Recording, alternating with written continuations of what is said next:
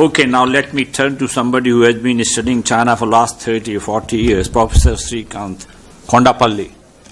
There is tough stand. Even Prime Minister came in for a lot of praise for doing some plain speaking in China. When he was speaking in university, he stressed the need for China to reconsider its approach on some of the issues that hold us back from realizing full potential of a partnership. And he suggested that China should take a strategic long-term view of relations. And even he talked about the need for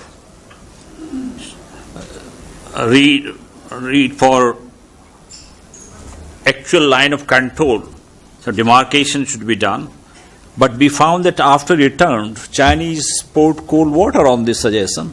They said there's no need for doing it. It might complicate it. They stressed that we must continue maintaining peace, tranquility on the border.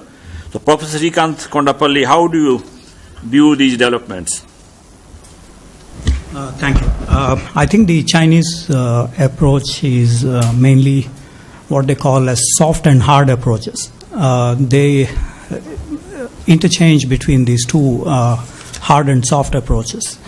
Soft approach mentioning about the Panchil principles of peaceful coexistence and civilizational states, neighboring states, and so on and so forth. A hard approach sometimes in terms of no concessions regarding, say, United Nations Security Council membership, endorsement, nuclear supplies group endorsement, membership endorsement, or a host of other issues, including mobilization on the borders. Remember that in 2013 we had about 200 troops mobilized on the Depsang Plains in the Daulat Begoli sector.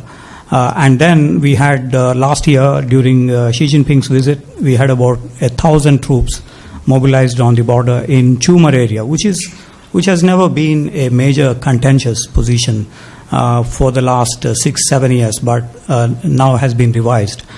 So I think the hard and soft kind of approaches are interchangeably used in the case of China vis-a-vis other countries, not just about India. For instance, with Vietnam, with Philippines, with Japan. Japan, for instance, for the last 4 or 5 years, we have seen hard approach. But before that, we have seen a very soft approach. The ODA-related issues, official development assistance, the investments from Japan, technological flows from Japan, and so on and so forth. So I think they overall they use this approach of hard and soft. Liangqiu, as they call in Chinese. So I think that is not surprising. So we'll have to adjust our policies regarding the Chinese approach. To be fair to the UPA government before, I think Manmohan Singh's statements were equally critical of China.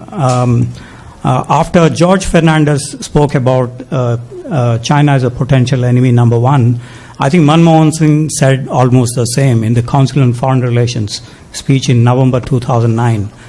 Subsequently, in 2010 April, speaking to the editorial members of the Economic Times and other newspapers, he also mentioned about China striving for a low-level equilibrium in South Asian region. So I think to be fair to the previous government, UPA government, it has also been pretty hard on China in terms of which is a reflection of the ground reality, which is that there has not been much headway on the territorial dispute. The trade deficit is mounting. Till last year, the trade deficit is about $235 billion. In other words, India lost this much amount to China in the last 7, 8 years. So there's not been much headway with China, and so the previous government has also taken a relatively hard position as the current government is taking.